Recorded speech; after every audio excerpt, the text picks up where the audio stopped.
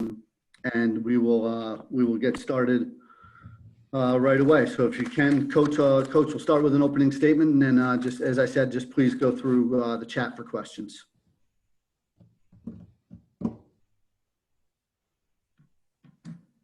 I'm on. Well, first of all, it's great seeing you all. This is probably the best view I've had of all of you, and I am appreciative of that. But saying we're excited would be an understatement. You know, it's been an incredible 7 months for all of us, not just our team, but you guys and gals and our country in general. And there's been a lot that's gone on. But I think when you start the season, it's an excellent chance to start moving forward.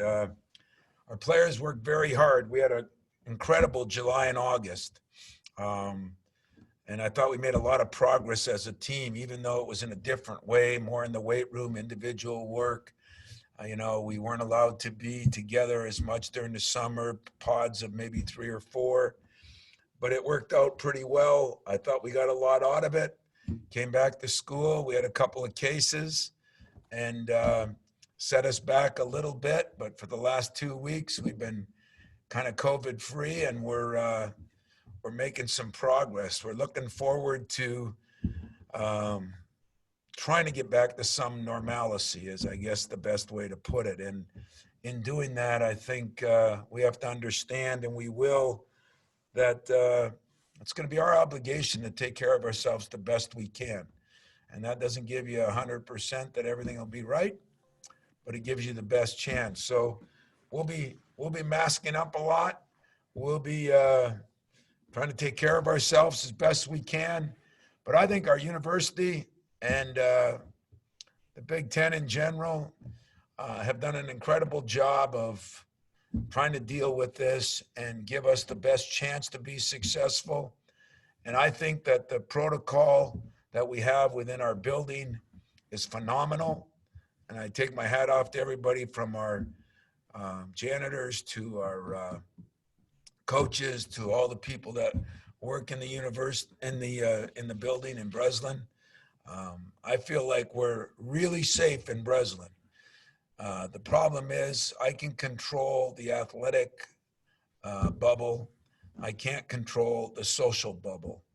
And I think when you see things happening around the country, more of it is because of what's happening off the court or field than on the court or field. But to get back to our players, we've had some guys make some serious improvements. I like the direction we're heading. There's no secrets that we lost 2 very, very good players, and a guy in Kyle Arns, Cassius, of course, and Xavier. But in Kyle Arns, we lost the stability guy and one that I'll miss in that respect. But we lost our 2 leading scorers and arguably the 2 smartest players we've had in a long time. They were very, very good on the court. And, of course, they were very good in the classroom too, but their on the court presence was special. So it's going to be a lot to replace, you know. With that, we need guys to step up. Of course, Rocket Watts will be one, Aaron Henry, Gabe Brown. You know, the addition of Joey Hauser, who at least has a year under his belt playing in the system as a scout team guy, I think is going to help us a lot.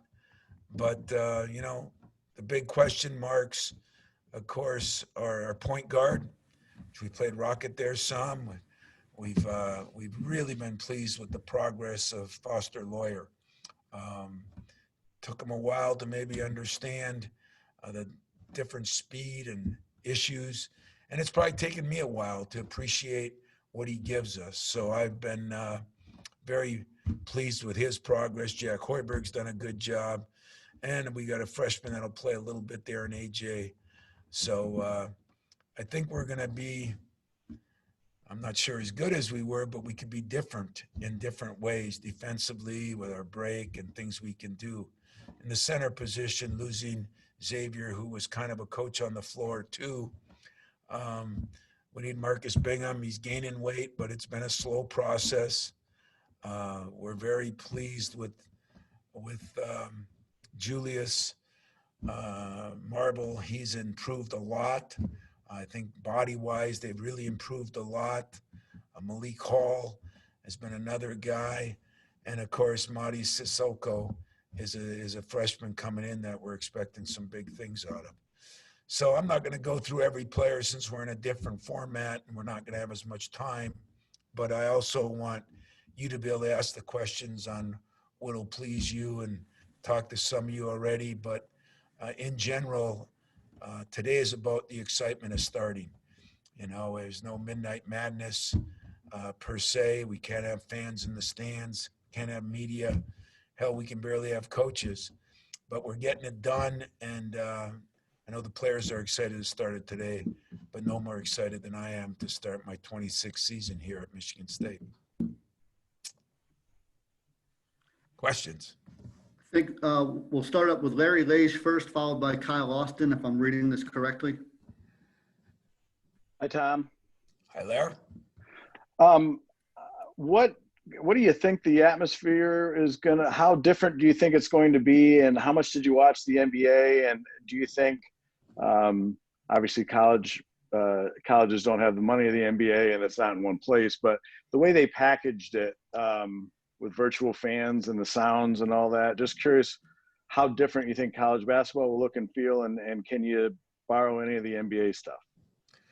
Well, I think we can, and if some of our former alums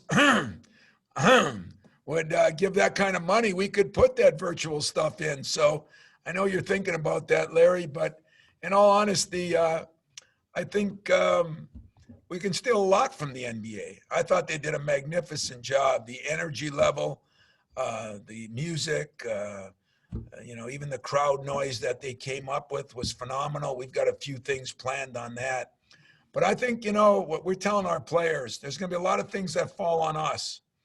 And to watch guys that are making $30, $40 million out there cheerleading on the sidelines, like LeBron was, or Jimmy Butler was, or other players were, it was kind of fun to watch and see. You know, I also like the relaxed atmosphere of the coaches. You know, they didn't have to be in their suits and ties. So we'll probably steal some of that too and be more in polos or pullovers, and that'll be kind of comfortable. But I think in general, we're going to have to manufacture some of the enthusiasm and some of the excitement. And it's given our team a chance to get closer. But we're going to do some things in the arena, I think, to kind of spruce it up a little bit. We'll definitely have some crowd noise and music and what we're allowed to do. But I'm still hoping and praying that as this thing moves forward, that we're going to end up with some fans and media back in the stands before we're done. So in the process, all we can do is learn from the NBA or the NFL, but there's no question we're going to have to manufacture some of that excitement ourselves. Thank you. Thanks, Larry. Kyle Austin.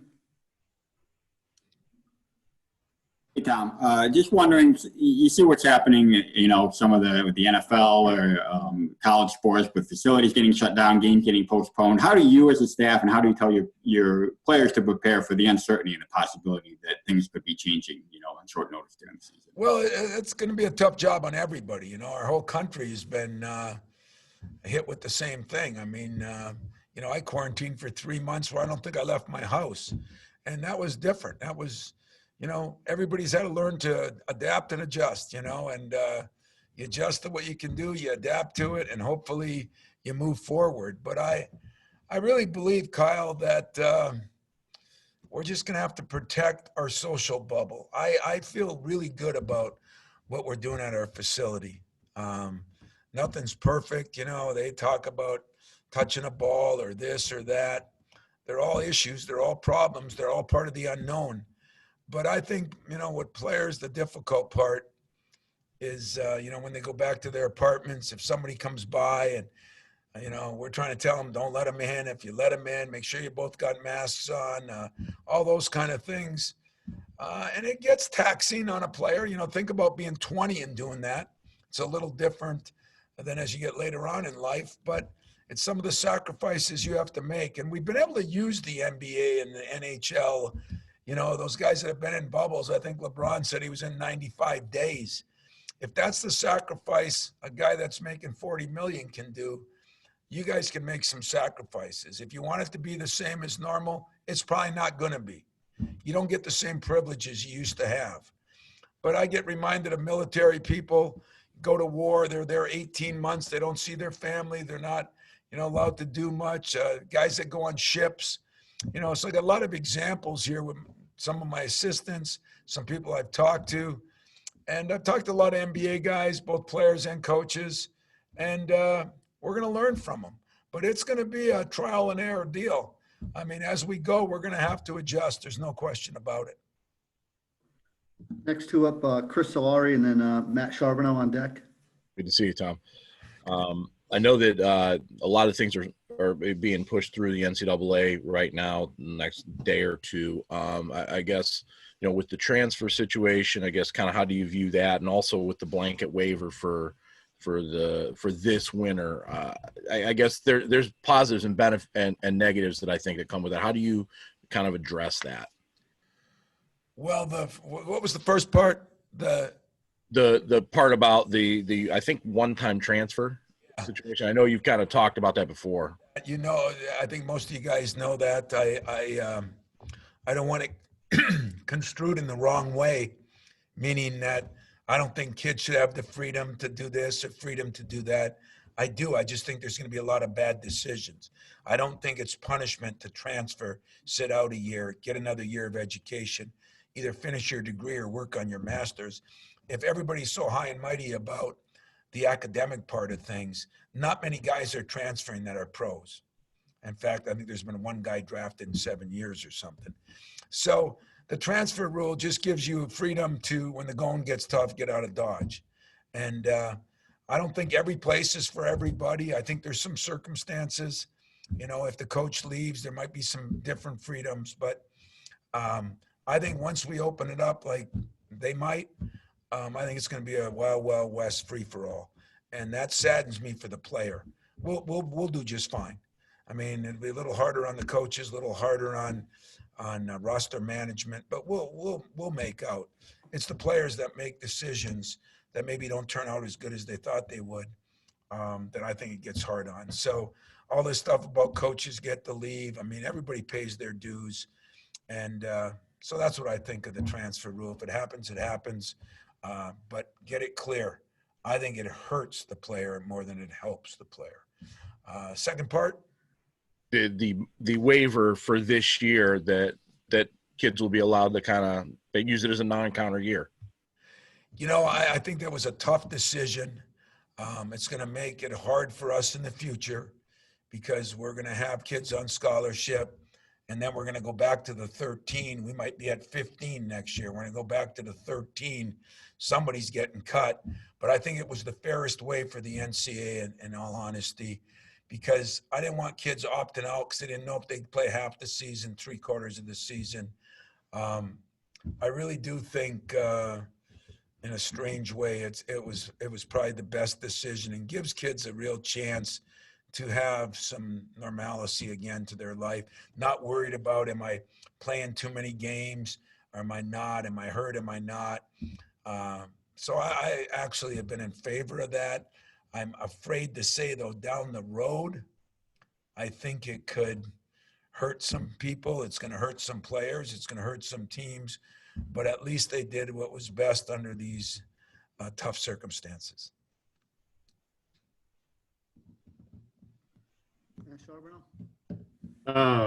Hey, Tom, obviously we've talked a lot about the uncertainty, and there's going to be that probably all season, but relative to the schedule, I think KP had mentioned you'll probably be starting practice before there is a schedule, and here we are. How difficult is that when you're trying to, plan this early part of the practice schedule and not really knowing who you're playing first, when you're going to play first? And on top of that, too, with the limited non-conference schedule, you guys typically play a tough non-conference schedule. It feels like it's going to be even tougher at this point with not a lot of those bye games in there, especially with a new point guard, questions at the 5. I mean, how tough is it just to kind of juggle all that and figure out when you're supposed to play and who you're playing and not really knowing it at this point? You know, Judd Heathcote used to say that the first day of practice was the coach's greatest day of the year. You know, everybody looked forward to it. You just tried to ruin my first day in a 2-minute segment here, but What I'm here for. Come on. yeah, you're right about all those things. You know, the unknown is a little more difficult. KP is the guy that's been scheduling for not only the whole Big Ten, but the whole country and Michigan State. He's been involved in a lot of things, and there are some unknowns. Testing protocol and all that aren't defined yet. It's just the way it is. And what I'm telling my guys is we're going to play games, and we're going to play a bunch of good games. And by the way, in our league, which could be more ranked teams than ever in a lot of polls, we're going to play a great conference schedule also. But we don't know where we're playing. About the only thing we know for sure, 99%, is we're playing Duke in the Tournament of Champions, you know. And other than that, there's a lot of gray area and makes it hard on everybody. But for a player, we're just trying to tell them, you get as good as you can get, because no matter who we play, we've got to have our offense in, we got to have our defense in, we got to have our out of bounds plays. It really doesn't matter. It's not as much to look forward to. And now we got 6 weeks, which is a long time with no exhibition games. You know, you got nothing to look forward to. So I think coaches are going to really have to balance what we do. Players are going to have to balance. But the nice thing that I've learned through this pandemic is when we're allowed to get the players back in the gym, that's their safe haven. That's their place. And it's really made it, I think, better on them. They come in at night and shoot. We do different things. You know, we've got to follow diligently all the protocol. Our trainer, Nick Ritchie, has done an unbelievable job of that. Like I said, our janitors and that, it's amazing when people work together, what they've done. And I take my hats off to all of them, you know, but I think for the most part, we're going to practice for a couple more weeks before we know what's really going on. And when it is, we'll definitely get it to you. Thanks, Next Tom. question's up from John Niall from Detroit News, and then we'll follow that up with Jamal Spencer from WZZM. Hey, Tom, what is it going to be like to have Josh back, both in practice here just to get going, but also possibly as you head towards the season? Well, John, knock on wood, man. He's been pretty solid right now. I would say there's days that he looks like the old Josh, up dunking and doing things that he really couldn't do last year. He's way ahead of where he was last year. I'm trying to be cautiously optimistic for his sake and ours. But how's it to have him back? Great. He's been a great leader. He's even upped that. He was always a great leader by example. Now he's starting to bring other people with him. He's done his shooting. I mean, that's one thing he did. He shot in a chair for 4 months, you know. I mean, the guy never quit shooting, never quit working out. He watches a lot of film. I think the hardest thing is making sure Josh doesn't try to get everything back in a week or in a month or in two months. And so we're really trying to work with our trainer and Josh and myself on how to balance everything. But there hasn't been a lot of restrictions in the last 3 weeks, and that bodes well for him and for us. I think he's I don't want to say over the hump, but you know, we'll start telling now when we're practicing 2 and 3 days in a row, because we've tried to limit that, and we'll still limit that a little bit for him. But we've made a decision, Josh and I together, that, hey, what's meant to be is meant to be. And we're going to be smart, but we're also not going to baby anything, because he wants to have a year. That's why he came back. We're going to go for it. Thanks, Tom. You're welcome. Jamal? I was also going to ask about Josh Langford, Tom, but you just answered that question. So I just here ask you about Hauser, who I gotta imagine is foaming at the mouth because he's been sitting out for so long. How eager are you to get him on the floor finally? Well, I'm not as eager as he is. I mean, I'm eager, but he's really excited. I mean, last night he called me and said, hey, can we meet? We had a little meeting last night at my office. And I said, what's wrong? You know, I thought something was wrong. He said, I'm so excited to get started. You know, it's been a long time for me. And so he's really looking forward to it. But he's been very good. And I think he and Gabe and Aaron Henry and Malik, and that they're starting to form a good bond together and really appreciate each other. And that's what I told him he had to work on. You know, he had to work on, he's kind of a quiet kid, and, you know, that's not what we do here. And so he's really improved on that throughout the summer. And I think this fall, he's just done a better job. As he said last night, he's starting to worry more about the relationships he has with his players and teammates, in other words, and also with his coaching staff. So that part's been exciting for me. As far as a player, boy, he can pass, shoot, dribble, defend. He can do a lot of things, you know, and probably what you would be most surprised about, he might be one of the best passers that I've had. And definitely as a big man, best passer since who knows who, but maybe that magical guy that was here a long time ago, because for his size at 6'8" or 9", he sees the court extremely well and makes solid, great passes. We all know he can shoot the ball. So Joey's been every bit the billing I thought he was, every bit what I recruited out of high school and more. And I just hope that he enjoys it as much as I think he's going to. Next, we'll go to Audrey Dahlgren. Nice to see you. I have a question about Foster. You mentioned that it's taken you a while to appreciate what that he gives you guys. What does he give you, and why has it taken you some time to appreciate it? You have to add that end one, Don. That last question's hard. But, you know, what I've done is he came here, you know, as a smaller guard. I thought figuring out the quickness and the skill level and what he could do in high school, you don't necessarily get to do in college right away, and probably struggled the most, maybe getting the ball up and against quicker guys and defending, which is pretty normal. And, you know, last year he hung in there and battled them. And remember, now he's playing behind one of the great point guards that ever played here.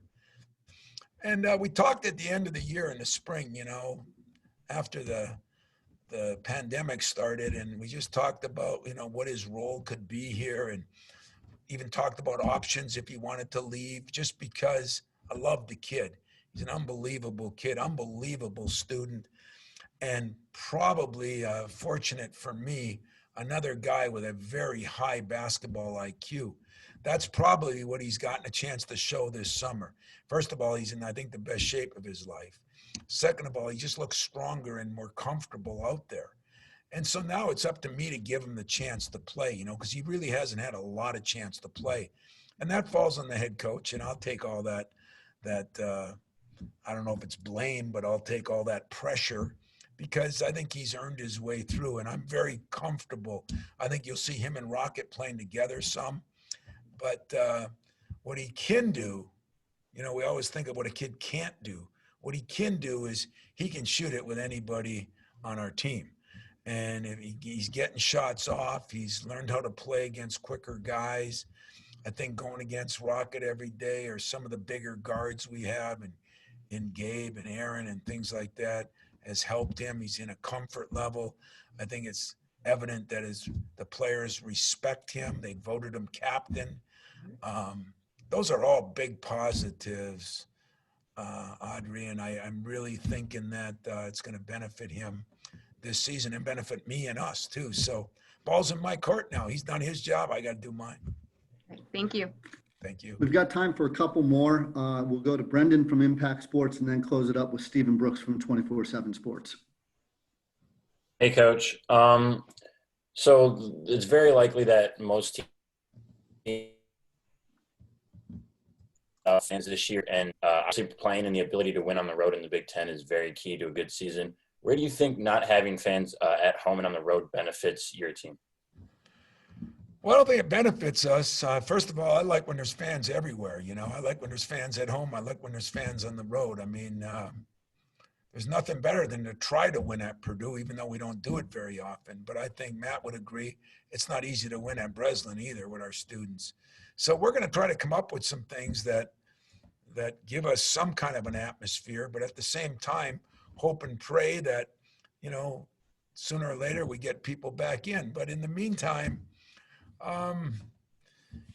I think my team's physically strong enough to play on the road, mentally tough enough to play on the road when there are packed houses. But it's going to be different. We're going to have to bring our own energy.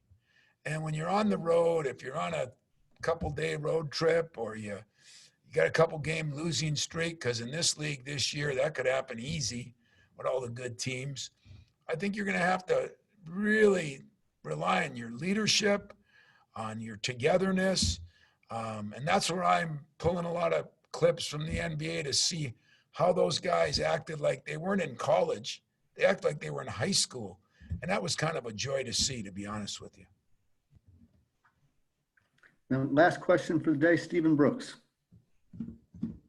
Hey, Tom. Hope you're well. Thanks for doing this. Wanted to ask you about Rocket and his transition this summer and his growth. What have you seen from him there? And really, in your opinion, how much is his development at that spot sort of tied to your guys' ceiling as a team this year? Well, it's a good question. Number one, he has grown. I mean, physically grown. He looks taller to me. I don't know. I haven't measured him, but I do think he's a little bigger. And the second thing is, he's worked hard on his shooting. He's worked hard on his ball handling. What he's got to continue to do now that we can be together is work on watching film, making decisions. He's a pretty good passer. I mean, nobody's going to be Cassius, but he's a very, very good defender. And he's a shot maker, where he's not afraid of the moment. He's not afraid to take big shots. And trying to understand now at the point when you have the ball in your hands a little more, and he'll play both. I mean, he'll play some two also. But when he is at the point, part of his job is to get other people the ball. So, shot selection will be a little more of a key, but I've enjoyed, what he's done so far. And, the little we've seen him, we haven't gotten up and down as much as we'd like to, but that'll be in the weeks to come. And I'll give you a better idea. But I think if he stays focused in and keeps working, there's a lot of things he can give us. And, we're going to have some other playmaking guys now. Hauser is one, Aaron Henry should be one, and of course Foster. But I mean, and let's not forget Josh, because he can do that. He can make some plays and make other people better. So we might not have quite the same point guard in some ways, but by committee, I think we're going to have people that move the ball pretty good, pass the ball pretty good, and can penetrate the ball real well. And then on the defensive end, I think there's times we could be unbelievable defensively. When I look at Josh, if he can get back to being one of the best two-way players in the league, Aaron Henry could be one of the best defenders right now in the league. Rocket, Gabe Brown has really improved. And then Foster will, keep growing in that area. And I think it'll be good. I'm concerned about it, not worried about it. Thank you. Thanks, Coach. And thanks, everybody, for taking the time today. A little bit unusual for us. Already got it, because I know it's been hard on all them. And I know you're used to working with Big John, and he had rules. But I just want to make sure nobody else has anything, because it is a strange format. I don't want to drag it on for an hour, but I do want to get your questions. And you're able to get a hold of me most of the time or some of the time and everything. And maybe we'll have another one of these mix, and we'll try to do something for you to figure out where we are after a week of practice, things like that.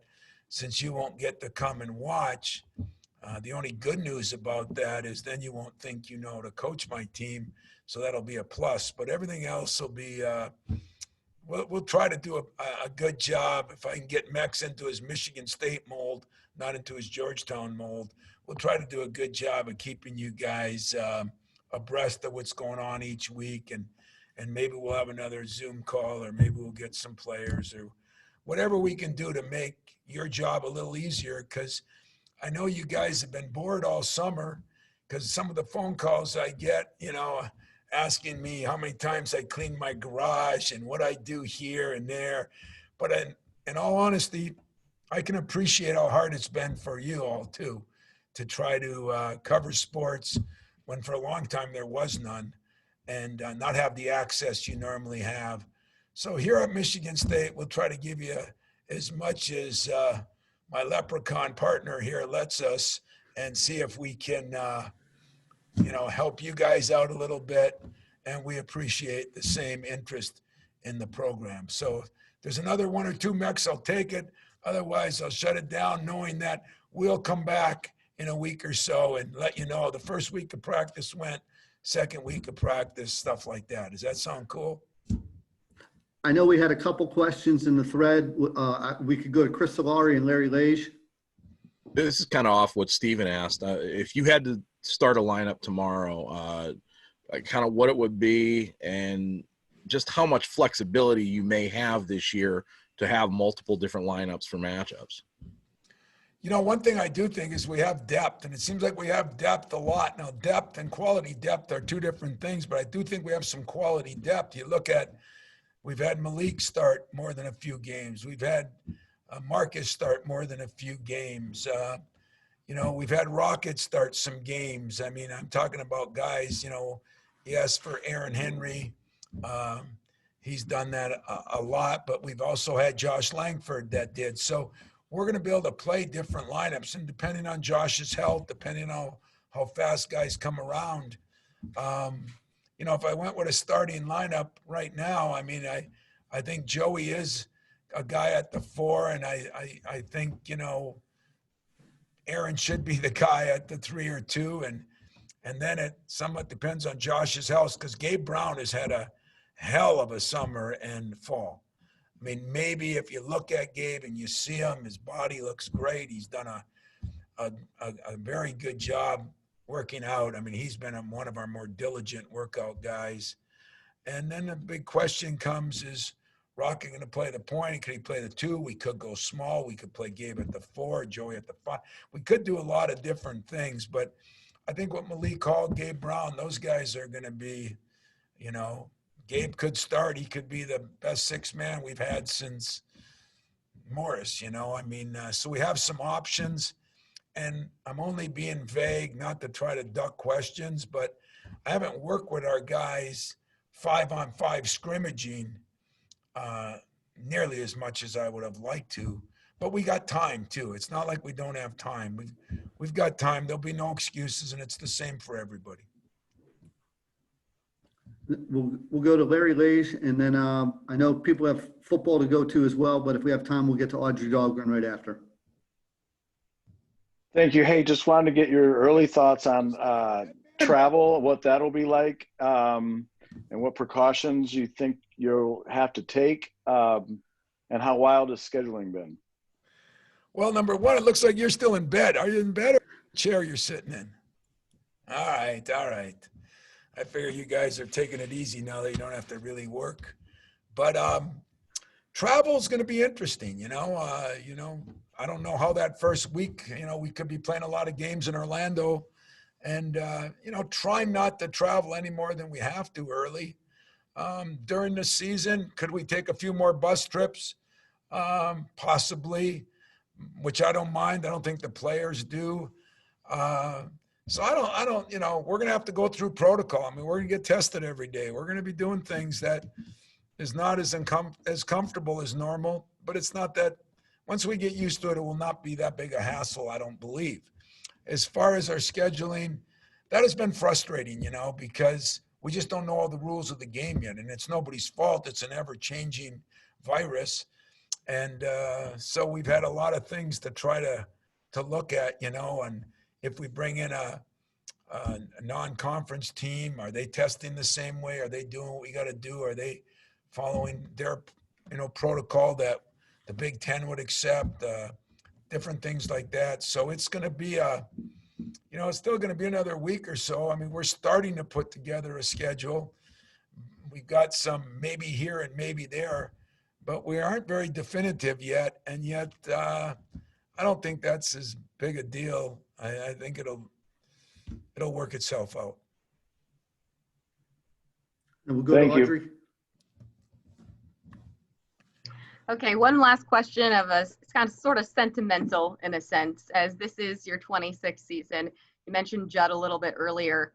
How do you think of him as, first day of practice every year? How do you remember him? Or what comes across your mind on this day in regards to him? You know, it's a great question because I just got out of the staff meeting, you know, and I got there early this morning.